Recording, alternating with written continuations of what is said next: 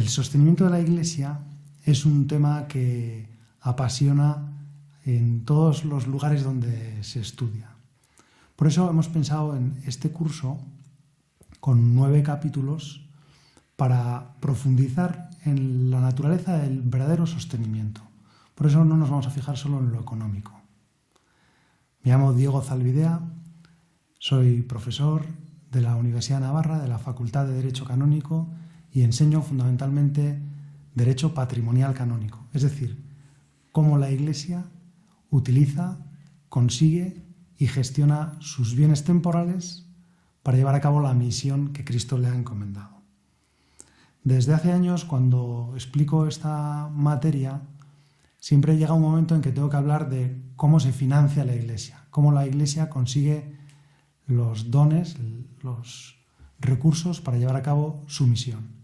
Y siempre me encontraba con el pensamiento o la reflexión de cómo podríamos hacer que los fieles sean más generosos. Sin embargo, con el tiempo cayó en mis manos un libro de Jim Collins, Good to Great, y me sentí totalmente retratado en lo que él denomina la metáfora del espejo y la ventana. Después de analizar a muchas personas que han triunfado en sus organizaciones, Collins explica que el máximo nivel de compromiso y competencia lo ha encontrado en personas con una extraña capacidad. Cuando quieren encontrar la causa de los problemas en su organización o entorno, la responsabilidad de lo que marcha mal, miran al espejo, se miran a sí mismos y piensan, ¿qué no estoy haciendo bien para conseguir el objetivo de mi organización? Sin embargo, cuando quieren encontrar las causas o cuando se preguntan ¿por qué nos está yendo tan bien? En lugar de mirar en el espejo, miran por la ventana. ¿Cuáles son las circunstancias que están haciendo que nos estén yendo tan bien las cosas? Empecé a preguntarme entonces si quizá yo estaba mirando el problema, mirando solamente por la ventana, mirando a los fieles, a que ellos tenían que ser más generosos, y me preguntaba si no podríamos hacer algo también desde el derecho patrimonial canónico, desde el uso que la Iglesia da a sus recursos y la forma de conseguirlos para fomentar una mayor participación de los fieles. En el fondo he descubierto todo un panorama de cuestiones muy diferentes de las que yo pensaba abordar al principio. Son cuestiones que trascienden mucho lo económico, que no se frenan en lo económico, sino que van muchísimo más allá. Y con el tiempo me encontré con la respuesta a muchas de estas preguntas. En concreto, los obispos españoles, en el año 1988, publicaron una instrucción pastoral que se titula La ayuda económica a la Iglesia. Y en el número 1 de esa instrucción dicen así: sabemos por la fe que en última instancia quien sostiene a la Iglesia es Dios mismo, por medio de Jesucristo, que es quien la convoca, la preside y la vivifica por la fuerza interior del Espíritu Santo, que mueve los corazones de los hombres. Pero el mismo Dios ha querido que esa acción sobrenatural pase ordinariamente por la mediación de nuestra respuesta libre.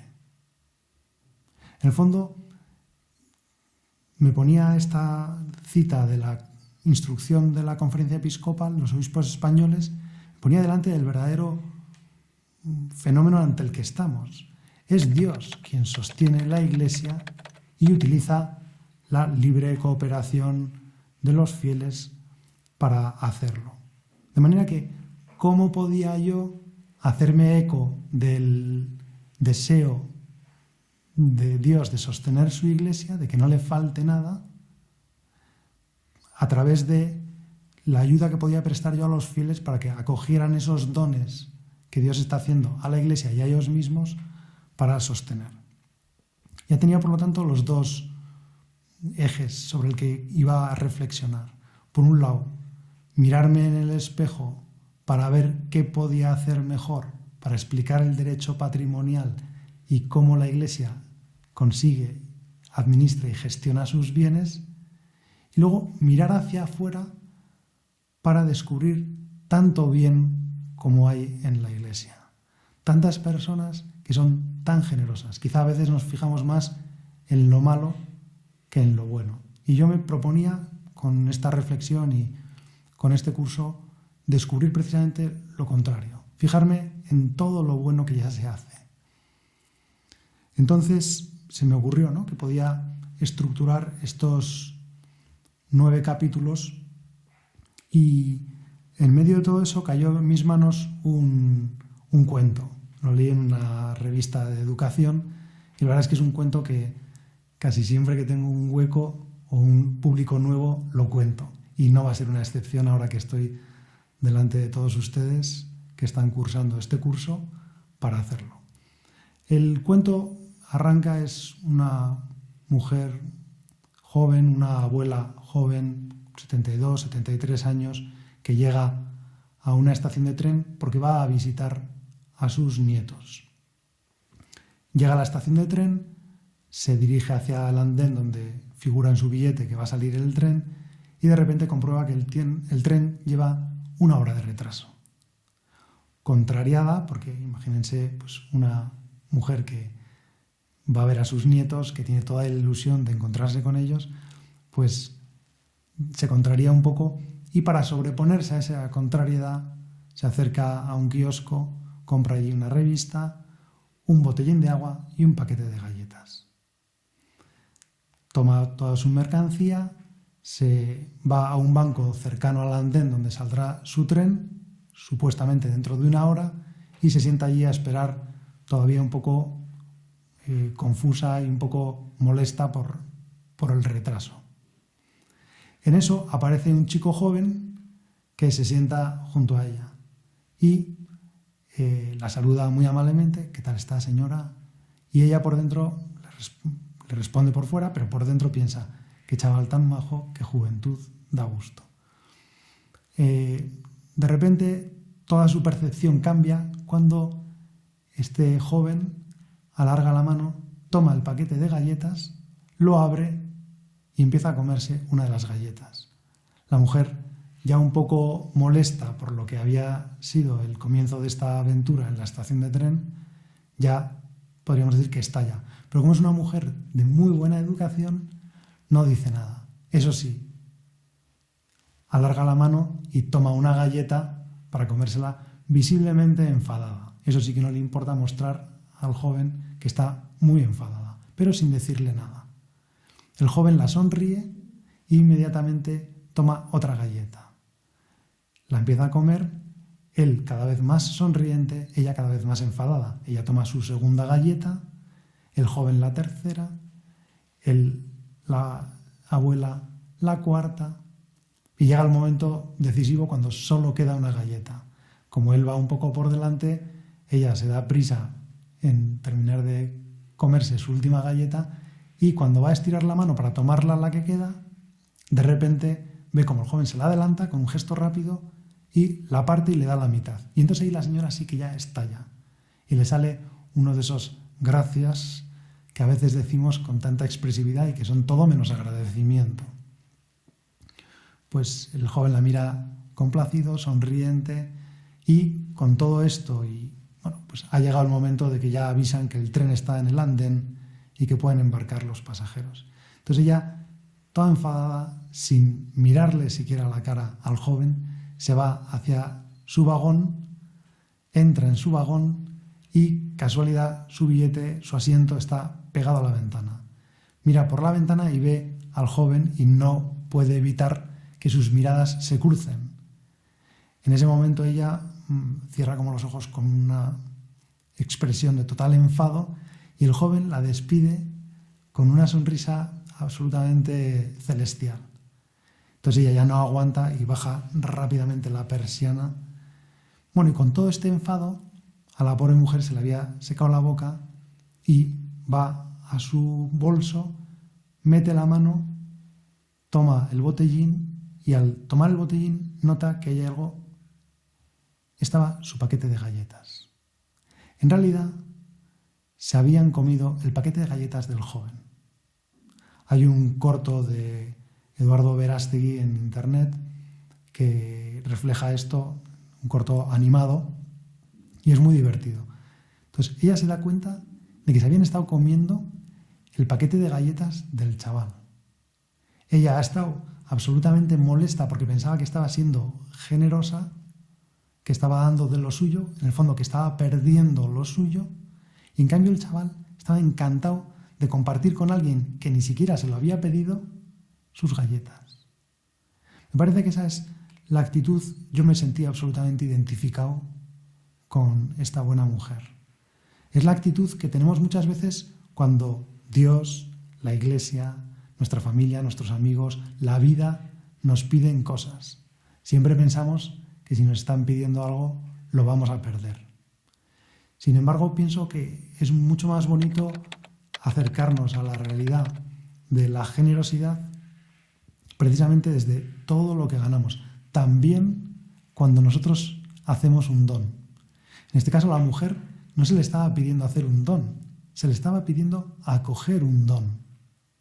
Ella pensaba que estaba haciendo un don y en realidad no estaba haciendo ningún don, estaba recibiendo un don.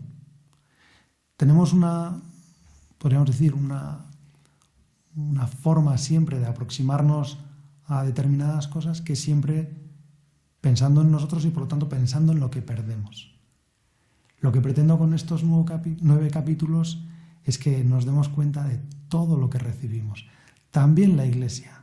Porque la Iglesia tendría el riesgo de que en determinados momentos de necesidad, de apuro económico, de tener que sacar adelante algo, un tejado que se ha caído, que se ha estropeado y que hay que reparar urgentemente y para el que no hay de momento fondos, pues tendríamos el riesgo de pedir como con urgencia y no darnos cuenta de todo lo que ya estamos recibiendo.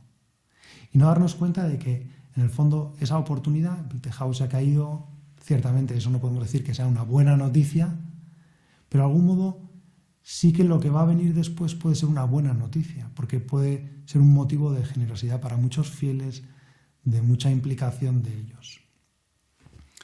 Con estas dos perspectivas, con este mirar por la ventana para encontrar todo el bien que ya hacen los fieles, con este mirar hacia adentro, hacia cómo gestiono yo como Iglesia los bienes temporales que otros fieles en su momento han donado para llevar a cabo la misión de la Iglesia, en el fondo me parecía que era como muy útil o venía muy al cuento una expresión de San José María, hablando de la libertad.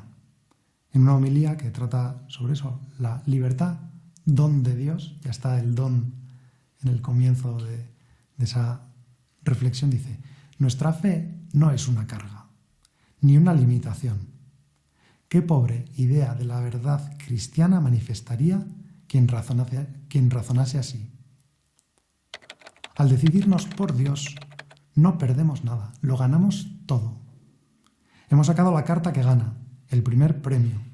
Cuando algo nos impida ver esto con claridad, examinemos el interior de nuestra alma. Quizá exista poca fe, poco trato personal con Dios, poca vida de oración. De manera que quizá ya los que estén asistiendo a este curso empiecen a sorprenderse de que veníamos a hablar sobre el sostenimiento de la Iglesia, sobre las finanzas de la Iglesia, y estamos acabando en nuestra vida de oración, nuestra vida de relación con Dios, nuestra forma de percibir todos los dones que Dios nos ha hecho. Por eso pienso que es muy interesante en este primer capítulo introductorio pararnos a descubrir algo que el Papa Francisco insiste mucho a lo largo de todo su magisterio, y pienso que tiene un punto culminante en la homilía de la Nochebuena de 2019. Yo, cada vez que la leo, descubro nuevas perlas, nuevas joyas, frases que quizá no me había parado en ellas y que son preciosas. Aquí tengo una seleccionada. Queridos hermanos y hermanas, ¿qué hacer ante esta gracia? Está hablando, es la Nochebuena, la gracia del niño Jesús que viene a nuestras vidas, que se hace hombre. una sola cosa: acoger el don. Antes de ir en busca de Dios, dejémonos buscar por Él, porque Él nos busca primero. No partamos de nuestras capacidades, sino de su gracia, porque Él es Jesús, el Salvador. Me parece que el Papa es absolutamente certero.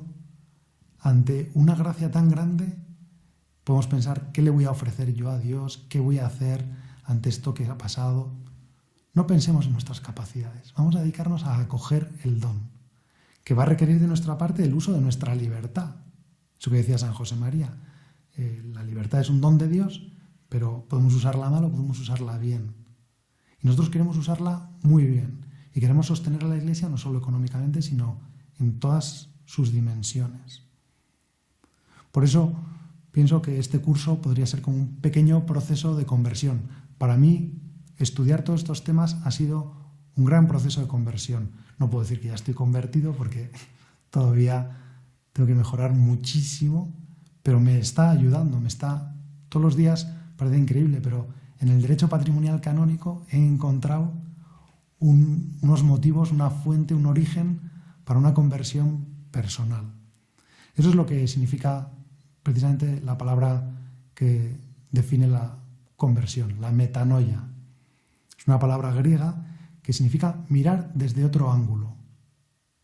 Ahora la cámara me está grabando a mí desde un ángulo, pero es posible que también otras personas me estén viendo desde otro ángulo. Hay también a lo mejor otra cámara. Nosotros queremos mirar esta realidad del sostenimiento desde otro ángulo totalmente diferente. Mi pensamiento al comienzo de esas clases que decía era: bueno, tengo que ver por qué los fieles no son generosos y por qué la Iglesia está pues con dificultades económicas para sacar adelante su misión. La conversión es darle la vuelta totalmente al planteamiento y pensar: no, tengo que descubrir todo lo que ya hacen. Tengo que agradecérselo y tengo que gestionar yo mejor los bienes para transmitir de verdad esta maravilla, todo lo que ya los fieles están haciendo. Qué pena sería que nos fijáramos en alguna escasez de recursos, con todos los recursos que generaciones y generaciones y generaciones de cristianos han puesto al servicio de la Iglesia desde hace 2000 años. Por eso pienso que el objetivo del curso no es aprender a pedir bien a los fieles el sostenimiento de la Iglesia, sino ayudarles haciéndolo primero nosotros. Cuando digo nosotros, entiendo que todos los fieles son parte de la Iglesia, lógicamente, pero entiendo más los que gestionamos los bienes temporales de la Iglesia. Aprender nosotros primero a gestionarlos mejor, a ser más transparentes, a explicar mejor qué se hace con el dinero y por lo tanto a ser muy respetuosos de la finalidad que tienen esos bienes y para lo que han sido entregados generosamente por los fieles. Y por eso pensaba que, antes de pasar a explicar ya algunas cuestiones técnicas del curso, pensaba que en el fondo se trataría, podríamos decir que este curso es una ayuda para discernir todos los dones que Dios ha dado a la Iglesia y que da a través de la mediación libre de los fieles. En el fondo es un curso para descubrir toda esa santidad de la puerta de al lado que habla el Papa. Todos esos santos de la puerta al lado que están haciendo que la Iglesia se sostenga y que quizá a veces cuando uno está en una posición de gestionar los bienes de la Iglesia piensa que él es el que está sosteniendo la Iglesia. Y eso no es cierto. Están sosteniendo la Iglesia los fieles con toda su vida, con todo su tiempo, con todas sus cualidades, con su oración y también con su apoyo económico. Bien, pues al preparar este curso he pensado, bueno, ¿a quién podría servir? Pues en primer lugar me parece que les puede servir a todos aquellos que desde posiciones más o menos de servicio en la Iglesia quieren inspirar y custodiar bien esos dones que ya se han recibido para fomentar y ayudar a que esa generosidad siga creciendo.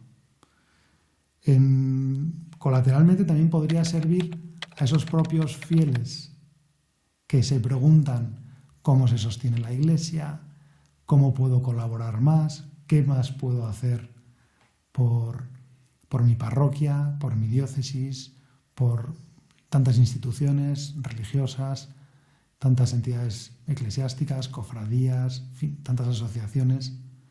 ¿Qué más puedo hacer? Pues quizá ellos pueden descubrir en este curso un modo de crecer, porque ellos mismos es importante que se den cuenta de todo lo que ya hacen, de que den gracias a Dios por cómo está sosteniendo la Iglesia a través de ellos. Y pienso que eso generará muchos nuevos dones, mucha nueva generosidad, mucho compromiso.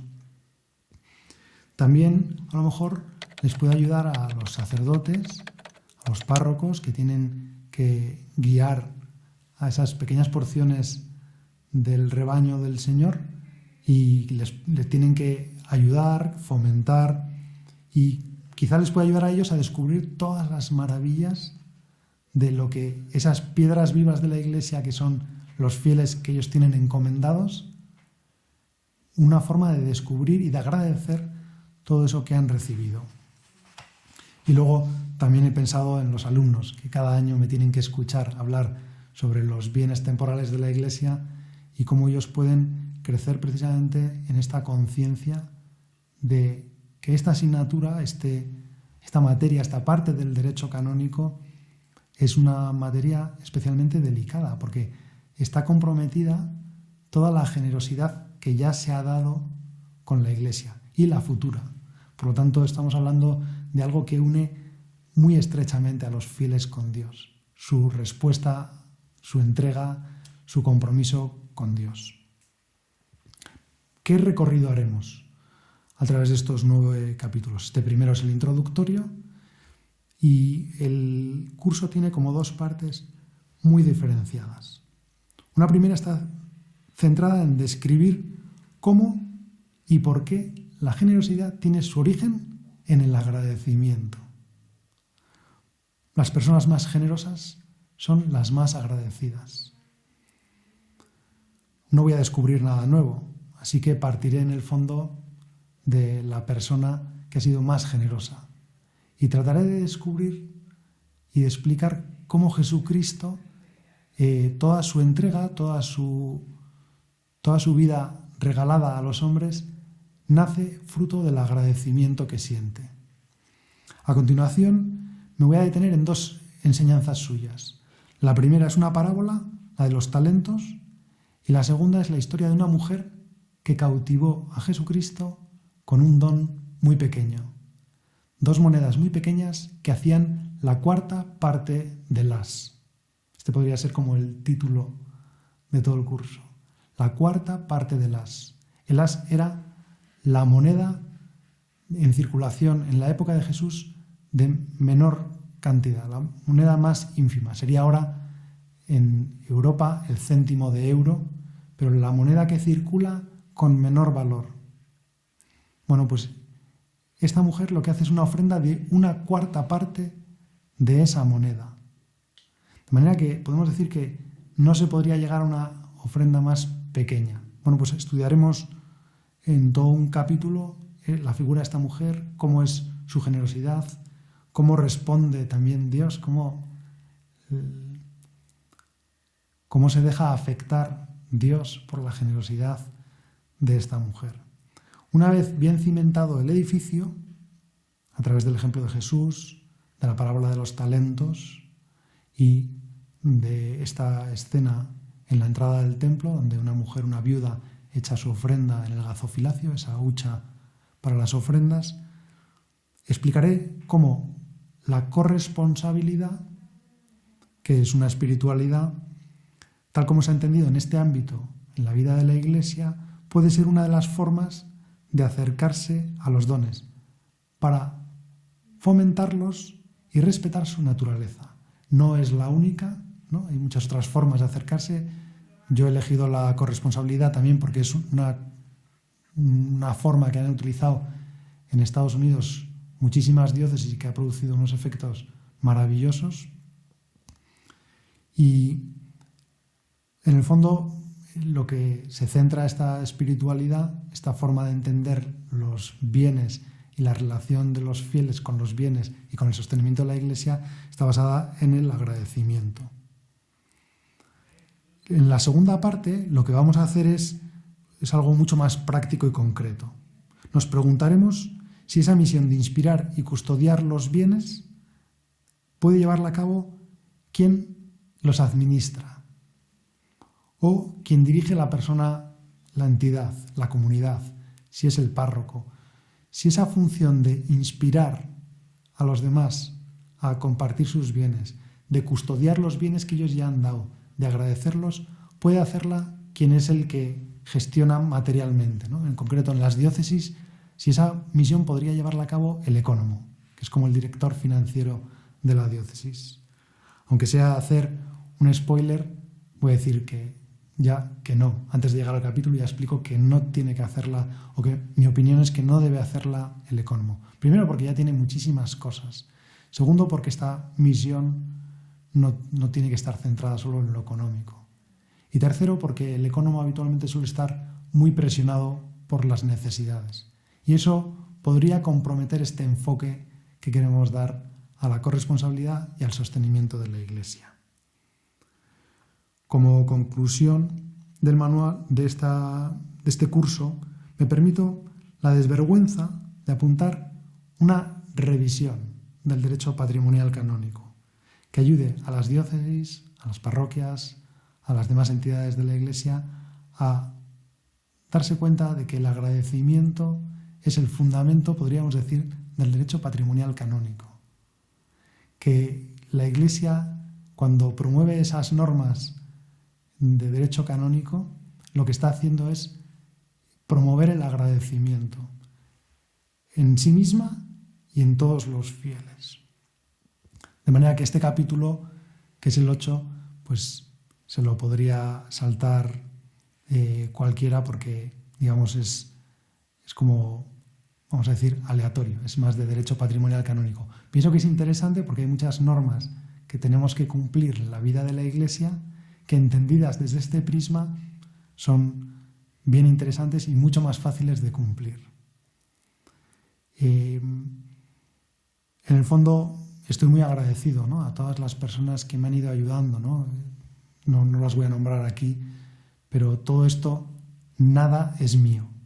Todo lo he copiado de personas que sabían mucho más que yo en este tema, de personas que lo han puesto en práctica, porque yo de algún modo soy un profesor, soy un teórico, y aquí ante el micrófono, ante la cámara, puedo decir lo que me apetezca y nadie me va a decir nada, porque luego no depende el tejado de la parroquia o las suscripciones o los donativos no dependen de mí. Por lo tanto, tengo como esa posición un poco más, podríamos decir, libre, pero eso también me condiciona porque lo práctico, lo concreto, lo he tenido que aprender de otros.